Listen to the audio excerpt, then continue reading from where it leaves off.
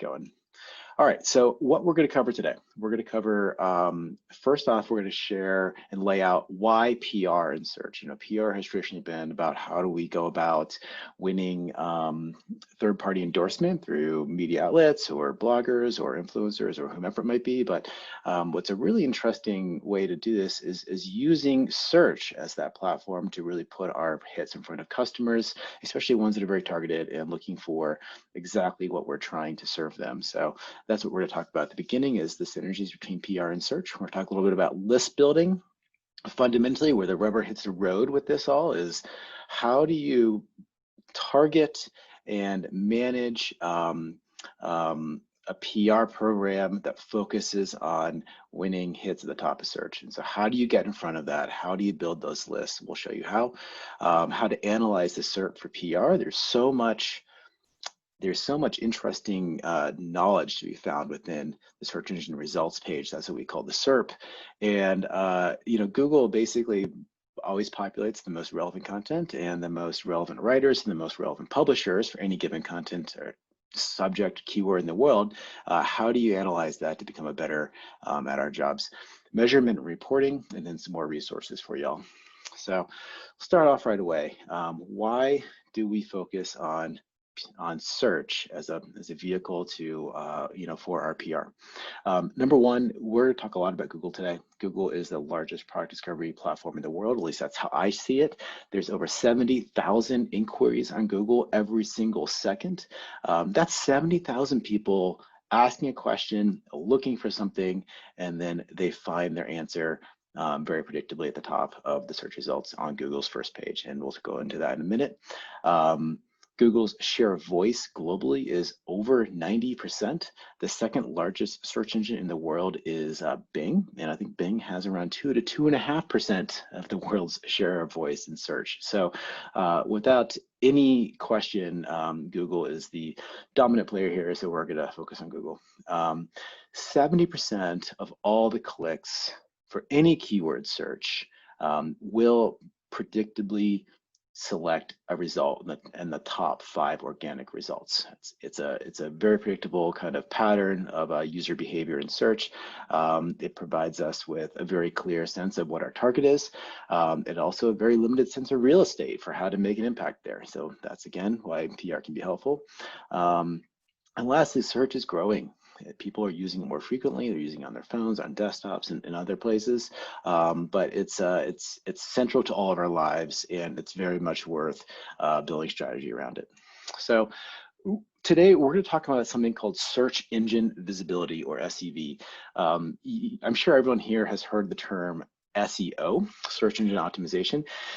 The big difference here is that SEO is traditionally aligned with how do you improve the content on your own website or your own website in general. How do you improve that ranking in search? And while that's a great objective, it's just a very narrow way to build visibility on top of search. At the end of the day, it really doesn't matter how a customer interacts with the brand, so long as they interact with it and they have that touch point and you get them in the funnel. So search engine visibility is the idea of how do you improve the overall visibility of a product, brand, or service within the search engine results page.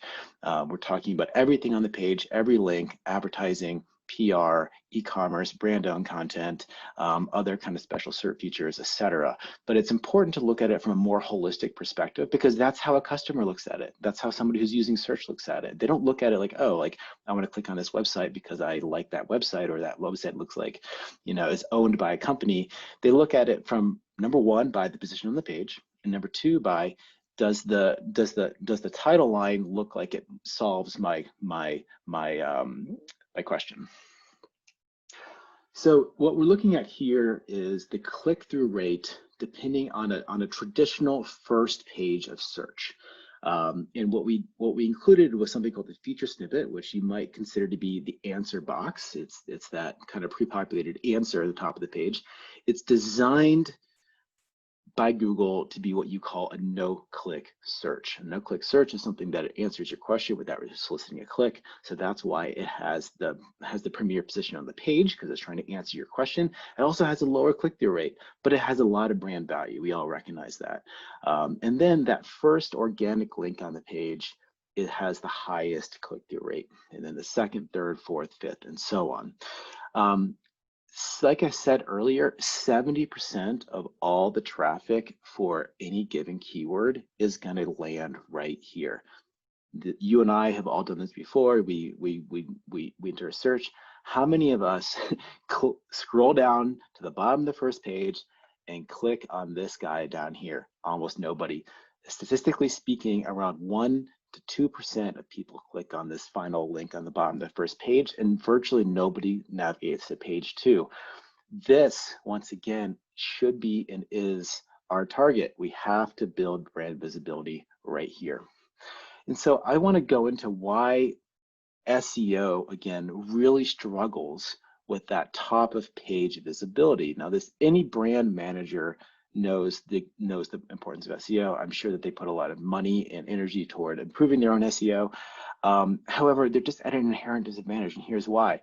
So what we're looking at here is the domain authority of websites by type. And what we looked at was, we looked at 1,000 websites that are classified as earned media, 1,000 websites that are classified as e-commerce, and 1,000 websites that we would classify as a brand-owned website. And then we looked at the average, median, and mode of their brand, the website's domain authority. And a domain authority, for people who aren't familiar, is it's a bit of a made-up number, but it's a number that is associated with a website that judges the likelihood that of their authority on the web, like how important of a website this is. And this is something that Google looks at when they decide, I'm going to elevate this website's content over this website's content. Maybe they have the same content, but one has a higher domain authority. Well, that's the website that ends up higher in the search results page. So average, for everyone who just wants to get a quick review of statistics 101, average is all of the values in a set divided by the number of values in a set, and you get the middle value essentially. So here you have earned media with 55 average value. The median is the middle value in the set, also in the 50s. But really interestingly, the mode, if people don't remember, is the most frequently occurring number within the set, is in the 90s out of 100. This is like insane. This is all your Hearsts and your Condé Nast websites and your other really kind of big media players, New York Times, whatever it might be. There's a lot of them, and a lot of them have very high domain authority, and that's what the mode means is way up here. Next in line, we have e-commerce sites, and e-commerce, actually has a lower mode, but higher average and median. And then down at the bottom, you have brand-owned sites. The average brand-owned site in the set that we looked at, 1,000 that were randomly selected, had an average domain authority of 35 and a mode of 29. So again, every single time Google has to make an opinion about what content they're going to populate on the first page of search, they look at, oh, who's making content in that category, A, and then B, what's their domain authority? Are they an important website or are they not? Again, earned media is always going to win out, guys. So we have a tremendous opportunity to leverage those relationships and those tools to win positions at the top of search. This just kind of further amplifies that point. We looked at out of those out of several hundred keywords, we looked at almost 500 keywords, and we broke it down by looking at all of the websites on that first page of search. So this is the first link, second link, all the way down to the 10th link on the first page for around 500 different search results. And we looked at the average, median, mode, domain authority of the site that was sitting in the 5th category, the 6th category, the 7th category, etc. This is irrespective of whether they're an e-commerce site or a brand-owned site or a earned media site. But as you can see, the websites that were landing most frequently in the top 1 or 2 positions in Google search had extremely high domain authorities, up here to 70, 80, 90 out of 100, a very, very high position. And then even all the way down here, you're seeing in the high 50s and the mode being in the 90s. So really where you need to be here is in the 90s as your domain authority. And if you remember back to this slide, this is where brand owned sites sit. So this is a really clear way that PR practitioners can add value to your clients. You can get them places in search that they can't get their own brand. That's the whole point of this conversation. By using your media relationships and using them intelligently, you can get them incredible visibility in search. One more kind of anecdote here. This is a really common struggle and pain point for any brand-owned companies. What we did was, this is actually a client of ours from years ago. And what we did was we started tracking their website's position for a particular keyword that we were focused on over about a year and a half. And we started tracking it in January of 2018. And we started putting some energy into their own content and their own SEO. And very quickly, what they did, they started off around position 40 in search results, which is on the bottom of the 4th page of search results. And within 6 months, they were up to the bottom of the 2nd page. Now that's fantastic, right? You jump up 2 pages, you jump up over 20 positions in the search rankings. That feels really good to everyone. It's going to, the graph is going the right direction. But then what happens, and this is, again, a really common pain point in SEO, is they effectively plateau here. And you see some big dips and they come right back up at the top. This is like changes in Google's algorithm and things like that. But, at the end of the day, they plateau and they can't get any higher in the search results. Now, why is this? Well, it goes back to this slide. The relative domain authority of the sites sitting above them at that point is so out of reach for that brand that they just get stuck right here because they just don't have that domain authority to get up into this rating, that this spot up here, which is really where you need to be if you have any appreciable traffic from search. So anyways, brands do struggle with SEO, especially among popular keywords, but PR can come in and save the day. We're going to talk about that in a second. So again, I just want to add one more kind of piece to this, and that is the qualification of the audience that comes through search is just insane. And really what I do is I think of it as kind of 2 types of people. We have over here, we have this idea of a passive information seeker. This is somebody who is the magazine subscriber. This is somebody who likes to just peruse, say the Daily Beast website on a daily basis. They're just going there because they like the content. They don't really have any goal in mind. They're just kind of perusing. The content discovery is motivated by boredom, leisure, or routine. The goal is relatively undefined why they're there. And consequently, this is just like kind of a low value customer. It's somebody who has low click-through rates or low intent to make a purchase. On the other hand, this active information seeker is really interesting. This is somebody who is, you get through search engines. They come to a search engine because they're trying to purchase, solve a problem, or make a decision. That's the only reason why they're there. And their content discovery is motivated by a need.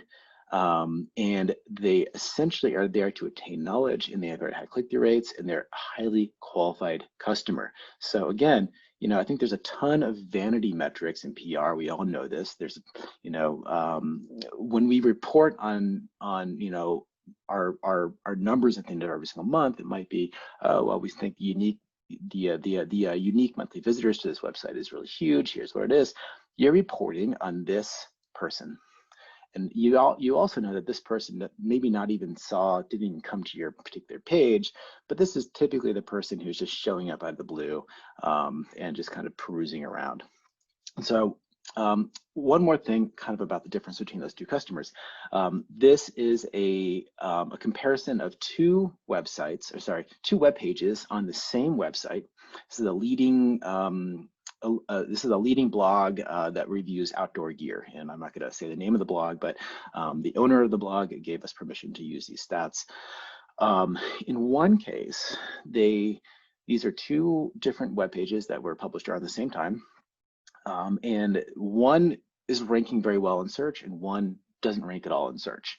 And this one is ranking for a term called for best sleeping bags. The article is showing up in position number 3 on the page. We know from kind of SEO world that there's around 6,600 people a month that are searching for it. Those are 6,600 active information seekers, people who are highly interested in learning about sleeping bags, which sends this position, this particular article, around 900 new customers or new views a month. Now, 900 might not feel like a lot when we're talking about millions and that's what we're reporting on, but hey, this is 900 very qualified customers, and your clients understand how important it is to get in front of 900 customers who are interested in buying a sleeping bag, because where else do you find them? Consequently, over a 60-day period, this particular article got 16,000 page views. The time spent on the page is insane, 7.5 minutes. Like, that's just insane. This is people who are really, really interested in the subject matter and reading every single word on the page. Furthermore, almost 80% of all the traffic for this is coming in from outside of the site. This essentially means that 80% of the traffic that has come in is coming in from search. That's what this number is referring to, and that only 7% of the people who clicked on this rate are bouncing on the page. Now, in contrast, we're going to talk about, this is a one-off product review. This might be seen by some people as a bigger media hit because they're only talking about this one product, but it has no search position. So this is the type of media hit that just lives within a flicker of a moment that it's published, and then essentially has no value afterwards, because it's not reaching new customers anyway. Once the company publishes it, it lives on the homepage for 6 hours. It's pushed out maybe in an email, then it's done, which is kind of sad because you worked really hard on getting this article. Oops, go back to that. And so again, not showing up in search engines, it's not receiving any reoccurring traffic. As a result, the total page views after 60 days are just 2,000 as opposed to 16,000. The time on the page is 2.5 minutes, which isn't bad, but certainly not 7.5 minutes. And this is really interesting. This shows that it's a passive information seeker.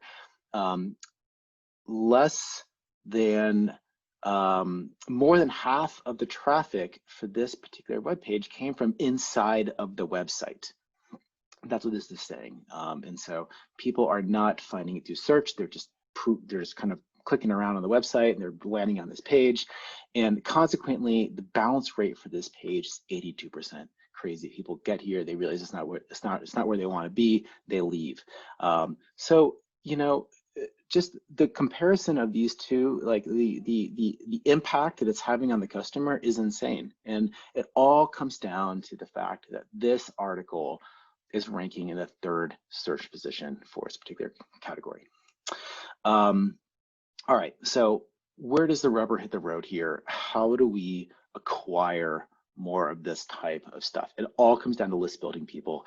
You know this, I know this, we all spend money on list building software.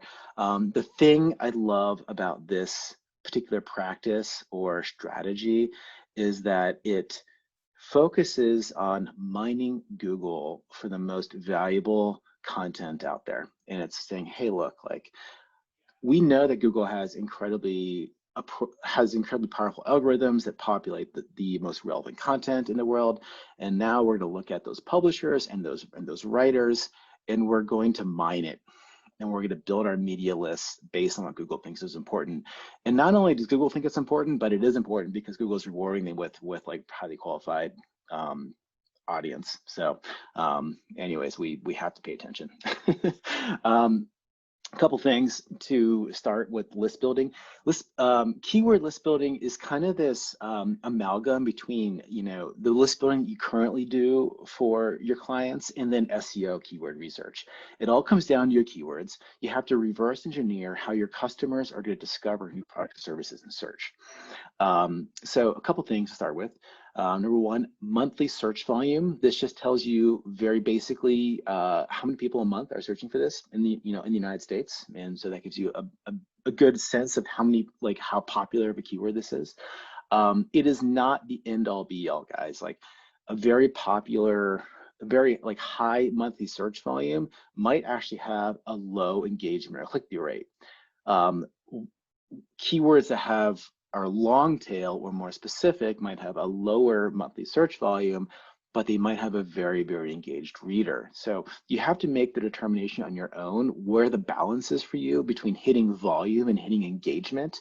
But those are two things that are usually inversely related, and you just have to figure out kind of how you want to, which keywords you want to focus on. Another really important piece that, especially for PR professionals, is are the results within the keyword informational or transactional by intent? And what I mean by that is if you type in a keyword and you'll notice that Google will kind of tell you, hey, this is mostly click to buy stuff. It's all e-commerce sites. Now we all know e-commerce sites are kind of outside of our box. We don't deal with e-commerce sites unless there's maybe a blog associated with it. But anything that's click to learn is considered informational, and it's good to be able to identify and bucket these two, because the informational keywords are the ones that have all the value for PR professionals. And I'm just gonna actually switch over really quickly to Visably to show you what I mean here. So I'm just gonna type in, say, fleece jacket. Say someone's looking for a fleece jacket, type in fleece jacket. And then let's just say I'm looking for Columbia, which is a manufacturer of fleece jackets.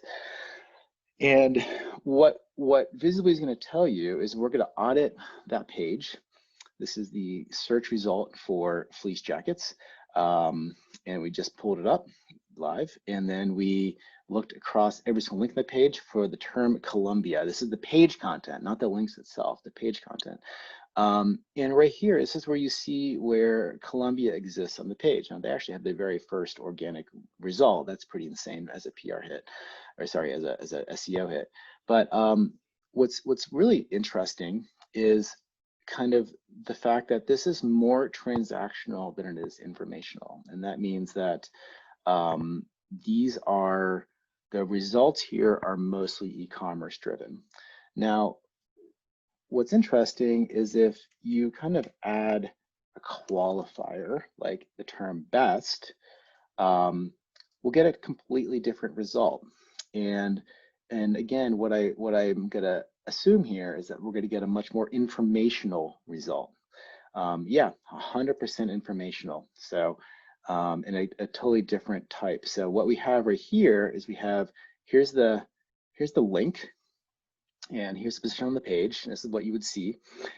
We can tell you right next to this, is there a content mention, for Columbia within this link? Yes, no, yes, no. Here's the channel right here. We can kind of identify the channel by itself. There's one e-commerce hit on the page, but it's a blog from REI. And otherwise, it's all earned media stuff. We can tell you how many monthly clicks are coming in through each one of these and what the equivalent ad value, if you were going to buy this with, if you were to buy that many clicks using a cost per click analysis. And then at the very top of the page, we have a few things. We tell you what your Visably score is. This is the Visably score is an algorithm that we produce that basically says this is the likelihood of product discovery.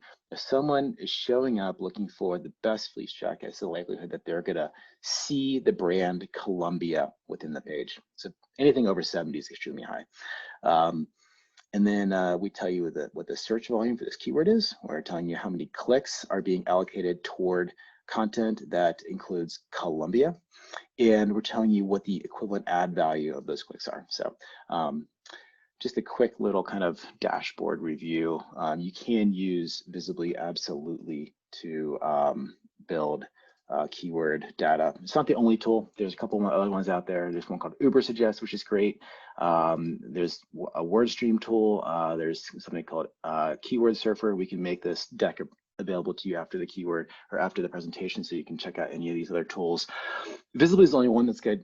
Visably is the only tool out there that's going to tell you estimated content clicks, a Visably score, and whether something is transactional or informational.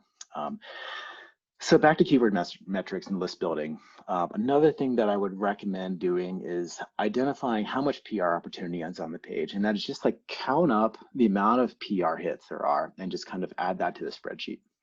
A few more tips here. When you're looking for keywords, I would break out your client's product or services by target categories, and then kind of focus on a short list of keywords for each one of those product categories. And so what you're going to do is you're going to get a very large list of results here. And so it's not, unless you have software to use, and Visably could be that software. We haven't released our pro version of Visably yet, which is coming, but within its current iteration, it's hard to do this, and that is the idea of like looking at, say, 100 or 1,000 keywords and then organizing it. It's just very, very laborious. Instead, what I would recommend is focus on 5 to 10 keywords that kind of fit these criteria, and you feel like you can really move the needle on, and there's a number of obtainable PR hits on the page. And again, focus on keywords that lend themselves better to PR. So these are some of these keywords over here. You know, whenever you kind of type in a product and then a year or a date, this is kind of going to lend itself toward more reviews. Anytime you're asking a question or you're looking for comparison versus best, top, can reviews, this is all stuff that kind of that traditionally results in more more PR. But anyways, you know, always kind of just check it out, because you might surprise yourself. You might say, oh, I thought this would be informational or transactional, but it's actually very informational. So that's what Visably can tell you. This is the export that you'll get from Visably. This is when you export Visably SERP analysis via the CSV file button on the bottom. You get, in this case, what we did was we looked at a client that I've worked on in the past called BioLite. We looked for best camping headlamp was the search result, and then we said, okay, you know, here we have the search engine intent for this particular keyword is informational. We know how many clicks BioLite is receiving on the page. We have every single link on the page categorized. We have the content mentioned where BioLite is mentioned and where it's not. So we did a pretty good job here. We have 7 out of 10 hits we are included in, and only 3 we're not. But now we know which 3 we're not included in. We can turn those into targets for us to acquire in the future. And then cleanly, we can kind of organize this by what stuff is relevant for the PR toolbox and what stuff isn't.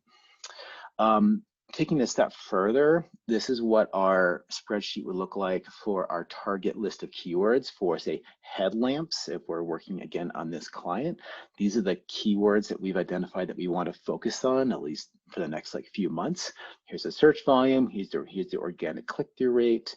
Here's the number of PR opportunities we've identified on each one of these pages. So altogether, there's 53 PR opportunities, and we're reaching on average with these 7 keywords over 10,000 highly qualified customers every single day. We also benchmark where the Visably score is. So here's where we are today. Hopefully we can improve it.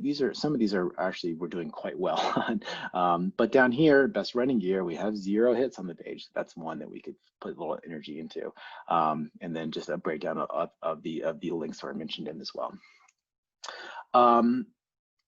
So from here, there's one more step required, and it's taking a look. So now we have the keyword, and we have all the data around the aggregate data around that keyword. Now let's look at those search results. And so again, it starts right here. Here's a nice little export that we gave you. Take this page and fill it out. So now you have all the links on the page. Now you can add in, you know, yourself, outlet, was there a brand mention? This is included in the export, yes or no. And then you'll need to add in author and email. And, you know, unfortunately, Visably does not do this yet. It's something that we would like to do in the future. But, you know, you can kind of easily click in one of these things. You can see who wrote it. You can check in one of your media databases, what their email is, or maybe even the emails at the bottom of that page, and fill it in here. And now you have a highly curated, highly relevant media list for who to reach out to for best headlamp. All right. how to analyze the SERP for PR. There's so much to learn in a search results page, and it's in a really kind of a fun landscape to explore and to analyze and to get better at what we do and who we reach out to and how we do it. So this was Best Running Shoes 2020 was I think a search that we put in this past spring, and then we kind of categorized, and you know it's pretty interesting. So what we know about this customer is that this person who's typing this in is an active information seeker. There's thousands of people, there's thousands of these showing up every single month into perpetuity on Google looking for best running shoes. They're not brand loyal by the fact that they're not typing, it's a non-branded search, right? So they're not typing in best Nike running shoes, they're not typing in best Saucony running shoes, they're typing in best running shoes. And so they're obviously open to suggestion or recommendation, and that's again the ideal customer. And we can also infer intent to buy, like why else would they be researching this particular category? So what do we learn about? So great customer. What do we know about this page? Let's look at it. The number one hit on this page when we looked at it was T3.com, which is a European-based technology website. Interesting, unexpected. Maybe we should reach out to them and have a better relationship with those guys because they are the number one hit and they're receiving a ton of traffic as a result. Number two, it's Runner's World. Well, that's understandable, like why they would be number two. But do you know the writer? So let's click through and take a look and see if we know the writer and who's writing about running shoes. And then down here we have a blog, and so here's a blog. Interesting, you know, not a major media website, independent. You know, blogs are a dime a dozen. We know that some are very important, some aren't. Well, here's a great way to identify your important blogs, because anybody who's showing up on first page of search, Google thinks is important, and hence you should think is important. Then at the bottom down here, another really interesting, kind of unexpected one, CNET. I don't know, Google thinks they're important and that they should be here, so that's all that really matters. Again, you know, here's an unexpected person or outlet that you should add to your media list if you're working on running shoes. So, okay, so now how to create a search impact report for PR. So this all comes down to how to report back on how our PR is moving the needle for our clients. And I can tell you from my personal experience that doing this kind of work and showing how you can control the customer experience within search using PR is an incredibly valuable thing that you can do with your clients. And frankly, no one's really doing it very well. And so if you bring this up, I guarantee, number one, your clients never heard of this. Number two, they're going to understand its impact right away because they spent a ton of money already trying to get on this page. And number three, they're going to think you're really smart. So go and do this with your clients. So right away, we're just going to compare what we do traditionally with PR, and we're going to compare how it would kind of, you know, look if you did this with kind of the search engine impact reporting. Let's say you work for a company that makes wireless headphones, and you go out, and 1 week you have a banner, or one month you have a banner month, and you get hit in Fast Company and Good Housekeeping and The Verge, and the best numbers we have are their unique visitors per month for the entire website, and that looks like 28.5 million people that we reached. Well, we know that's not, there's no way we reached 28.5 million people with those 3 hits, right? Like that, those are entirely vanity metrics. We all know that, and our clients know it. In fact, 28.5 million is nearly 3 times the size of New York City. And if we actually reach that many people, this will be the lowest converting marketing mechanism ever, because I'm sure that they didn't sell that many headphones after it.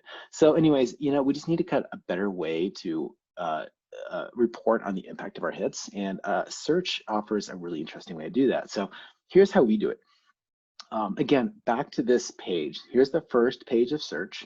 Here's the click-through rates. And what's interesting is that we can precisely measure how many people are searching for best wireless headphones every single month, 60,500. That's a very precise estimate.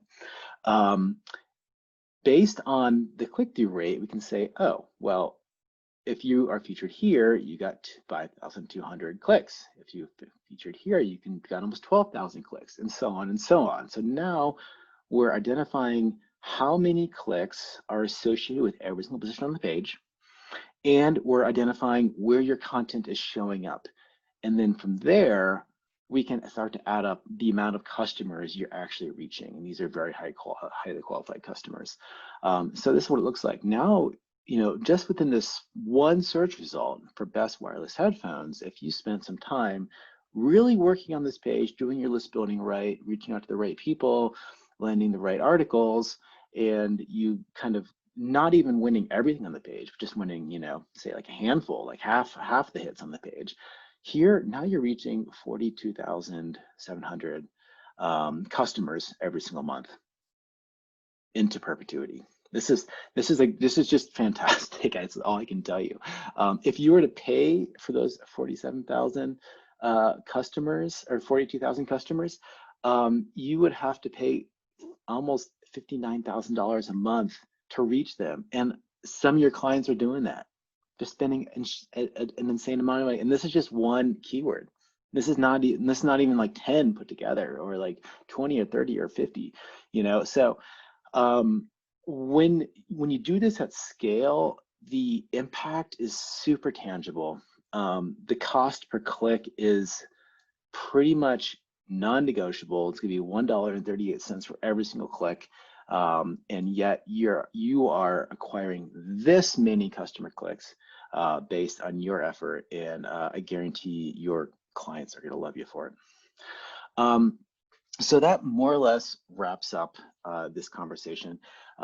What you have experienced on Visably so far is our beta. Thank you so much for using it. It's free. We're hoping that if it's providing value for you, it's kind of a fun little tool to explore and audit different search results. It does some reporting for you. Where we're going with this all is to be able to launch a much larger solution where you can look at, say, dozens, hundreds, or even thousands of keywords and do that analysis against a brand, and then cleanly extract that, really scale it. And you can also do, with Visably Pro, you'll be able to track brand visibility across thousands of keywords, compare yourself against competitors, do powerful list building. You'll be able to kind of drill in on either desktop or mobile searches or both. And we'll also provide all the data via an API if it's something you're interested in. So that is all we have for now. We also have some more resources which we'll share with you in a follow-up email. But we have white paper in the subject which kind of encapsulates everything that we just talked about.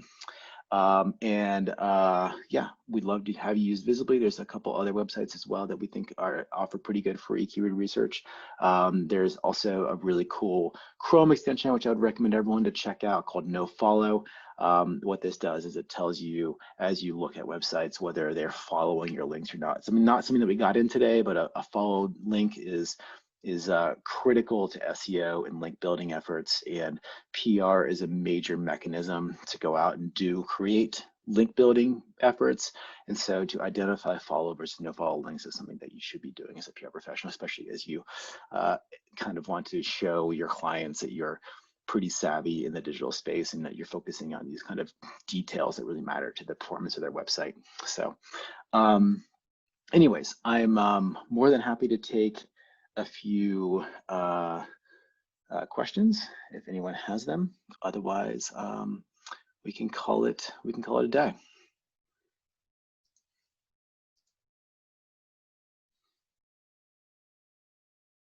All right. Well, feel free to reach out to us if you have anything else for us, and we're here to help you be successful. And we are very grateful that you are trying out Visably, and stay in touch. Let us know if we can do anything else for you. Thanks so much for coming.